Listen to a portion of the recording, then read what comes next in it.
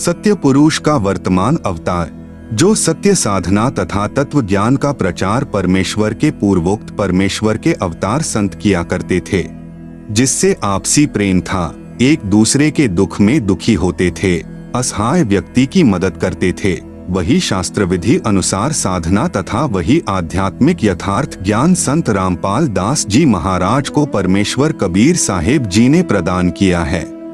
मार्च 1997 को फाल्गुन मास की शुक्ल प्रथमा को दिन के 10 बजे जिंदा महात्मा के रूप में सत्यलोक से आकर संत रामपाल दास जी महाराज को सतनाम तथा सारनाम दान करने का आदेश देकर अंतर्ध्यान हो गए।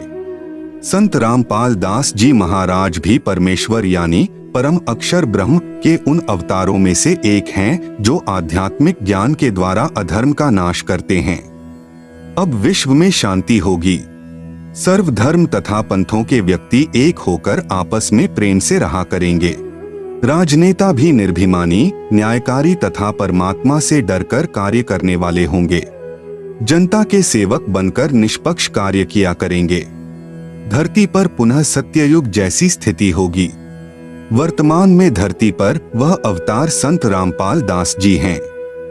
अब घर घर में परमेश्वर के ज्ञान की चर्चा होगी।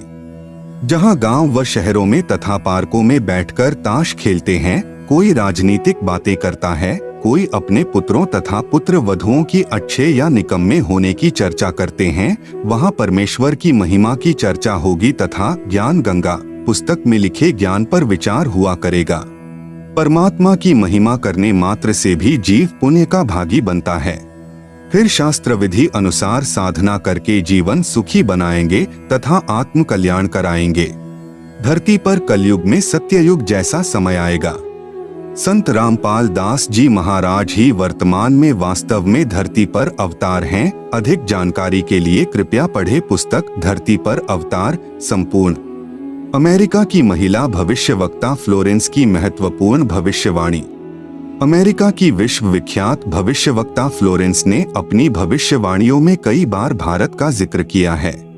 The fall of sensational culture नाम की अपनी पुस्तक में उन्होंने लिखा है कि सन 2000 आते आते प्राकृतिक संतुलन भयावह रूप से बिगड़ेगा। लोगों में आक्रोश की प्रबल भावना होगी। दुराचार पराकाष्ठा पर होगा। पश्चिमी देशों के विलासितापूर्ण जीवन जीने वालों में निराशा, बेचैनी और अशांति होगी। अतृप्त अभिलाषाएं और जोर पकड़ेगी, जिससे उनमें आपसी कटुता बढ़ेगी। चारों ओर हिंसा और बर्बरता का वातावरण होगा। ऐसा वातावरण होगा कि चारों ओर हाहाकार मच जाएगा। लेकिन भारत से उठने वाली एक नई विचारधारा इस घातक वातावरण को समाप्त कर देगी। वह विचारधारा वैज्ञानिक दृष्टि से सामंजस्य और भाईचारे का महत्व समझाएगी। वह यह भी समझाएगी कि धर्म और विज्ञान में आपस में विरोध नहीं है। आध्यात्मिकता की उच्चता और भौतिकता का खोखलापन सबके सामने उजागर करेगी। मध्यम वर्ग उस विचारधारा से बहुत अधिक प्रभावित होगा। यह वर्ग समाज के सभी वर्गों को अच्छे समाज के निर्माण के लिए उत्प्रेरित करेगा। यह विचारधारा पूरे विश्व में चमत्कारी परिवर्तन लाएगी। मुझे अपनी छठी अतीन्द्रिय शक्ति से यह एहसास हो रहा है कि इस विचारधारा को जन्म देने वाला वह महान संत भारत में जन्म ले चुका है। उस संत के ओजस्वी व्यक्तित्व का प्रभाव सबको चमत्कृत करेगा। उसकी विचारधारा अध्यात्म के कम होते जा रहे प्रभाव को फिर से नई स्फूर्ति देगी। चारों ओर आध्यात्मिक वातावरण होगा। संत की विचारधारा से प्रभावित लोग विश्व के कल्याण के लिए पश्चिम की ओर चलेंगे। धीरे धीरे एशिया, यूरोप और अमेरिका पर पूरी तरह छा जाएंगे। उस संत की विचारधारा से पूरा विश्व प्रभावित होगा और उनके चरण चिन्हों पर चलेगा।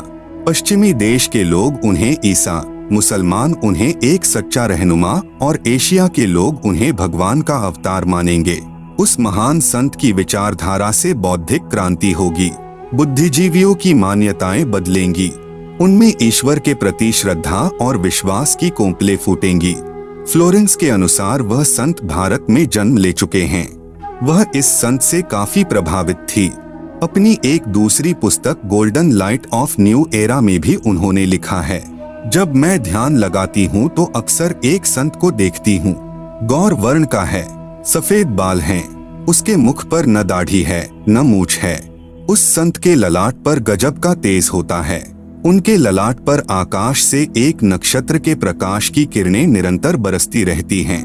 मैं देखती हूँ कि वह संत अपनी कल्याणकारी विचारधारा तथा अपने सच्चरित्र प्रबल अनुयायियों की शक्ति से संपूर्ण विश्व में नए ज्ञान का प्रकाश फैला रहे हैं। वह संत अपनी शक्ति निरंतर बढ़ा रहे हैं। उनमें इतनी शक्ति है कि वह प्राकृतिक परिवर्तन भी कर सकते हैं। वह अपना कार्य वैज्ञानिक ढंग से करेंगे। उनकी कृपा और प्रयत्नों से मानवीय सभ्यता में नई जागृति आएगी। विश्व के समस्त जन समूह में नई चेतना का संचार होगा। लोक शक्ति का एक नया रूप उभर कर सामने आएगा, जो सत्ताधारियों की मनमानियों पर अंकुश लगा देगा। मनोचिकित्सक तथा सम्मोहन कला के विश्व प्रसिद्ध ज्ञाता डॉक्टर मोरे बर्सटीन की फ्लोरेंस से अच्छी दोस्ती थी। एक बार फ्लोरेंस ने उनसे भी कहा था, डॉक्टर, वह समय बड़ी तेजी से नजदीक आ रहा है जब सत्ता लोलुप राजनेताओं की अपेक्षा आप जैसे समाज सेवकों की बातें समाज अधिक ध्यान से सुनेगा। 21वीं सदी के आते आते एक नई विचारधारा पूरे विश्व को प्रभावित करेगी। हर राष्ट्र में सच्चरित्र धार्मिक लोगों का संगठन लोगों के दिमाग में बैठी गलत मान्यताओं को बदल देगा। यह विचारधारा भारत से प्रस्फुटित होंगी, वहीं से पूरे विश्व में फैलेगी। मैं उस पवित्र स्थान पर एक प्रचंड तपस्वी को देख रही हूँ, जिसका तेज बड़ी तेजी से फैल रहा है। मनुष्य में सोए देवत्व को जगाने तथा धरती का स्वर्ग जैसा बनाने के लिए वह संत दिन रात प्रयत्न कर रहे हैं। एक पत्रकार ने 1964 में फ्लोरेंस से पूछा था कि क्या वह दुनिया का भविष्य बता सकती है। फ्लोरेंस ने इसके जवाब में कहा था, 1970 की शुरुआत व्यापक उथल पुथल के साथ होगी। 1979-80 के बाद ऐसे भूकंप आएंगे कि न्यूजर्सी का कुछ हिस्सा तथा यूरोप का और एशिया के कई देशों के स्थान भूकंप से विदीर्ण हो जाएंगे। कुछ जलमग्न भी हो जाएंगे। तृतीय विश्व युद्ध का आतंक सबके दिमाग में बैठ जाएगा और वे इस युद्ध की तैयारी करेंगे, लेकिन भारतीय राजनेता अपने प्रभाव और बुद्धि से तीसरे विश्व युद्ध को टालने में सफल हो जाएंगे। तीसरे विश्व युद्ध के शुरू होने तक भारत के शासन की बागडोर आध्यात्मिक प्रवृत्ति के लोगों के हाथ में होगी, इसलिए उनके प्रभाव से विश्व युद्ध टलेगा। वे शासक एक महान संत के ओजस्वी तथा क्रांतिकारी विचारधारा से प्रभावित होंगे। वे उस संत के प्रति उसी तरह समर्पित होंगे जैसे वाशिंगटन स्वतंत्रता एवं मानवता के प्रति समर्पित थे। अमेरिका के शहर न्यूजर्सी की रहने वाली फ्लोरेंस सचमुच एक विलक्षण महिला थी।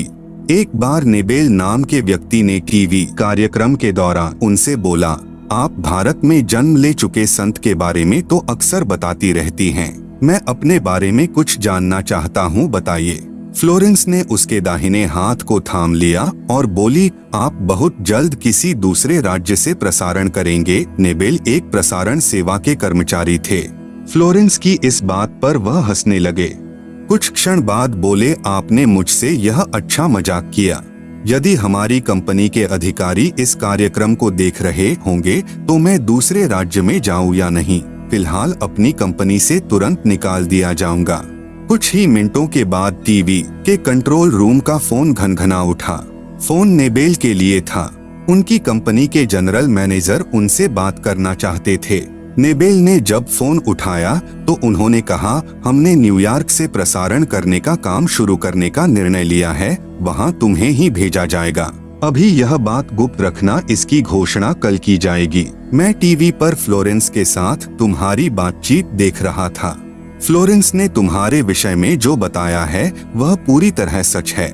आश्चर्य है कि उन्हें यह बात कैसे मालूम हो गई। नेबेल फ्लोरेंस का चेहरा देखता रह गया। कुछ पत्रकारों ने उनसे एक बार पूछा था कि वह भविष्य को कैसे देख लेती हैं तथा गायब व्यक्ति या वस्तुओं का पता कैसे लगा लेती हैं, तो फ्लोरेंस ने बताया, मुझे स्वयं नहीं मालूम कि ऐसा कैसे संभव हो जाता है।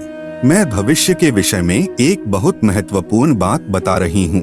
20वीं शताब्दी के अंत में भारतवर्ष से एक प्रकाश निकलेगा। यह प्रकाश पूरी दुनिया को उन दैवी शक्तियों के विषय में जानकारी देगा जो अब तक हम सभी के लिए रहस्यमय बनी हुई हैं। देवी शक्तियों की जानकारी जो संत रामपाल दास जी महाराज द्वारा बताई गई हैं। कृपया पढ़ें इसी पुस्तक के पृष्ठ 22 पर सृष्टि रचना, एक दिव्य महापुरुष द्वारा यह प्रकाश पूरे विश्व में फैलेगा। वह सभी को सतमार्ग पर चलने की प्रेरणा देगा। समस्त दुनिया में एक नई सोच की ज्योति फैलेगी। जब मैं ध्यानावस्था में होती हूँ तो अक्सर यह दिव्य महापुरुष मुझे दिखाई देते हैं।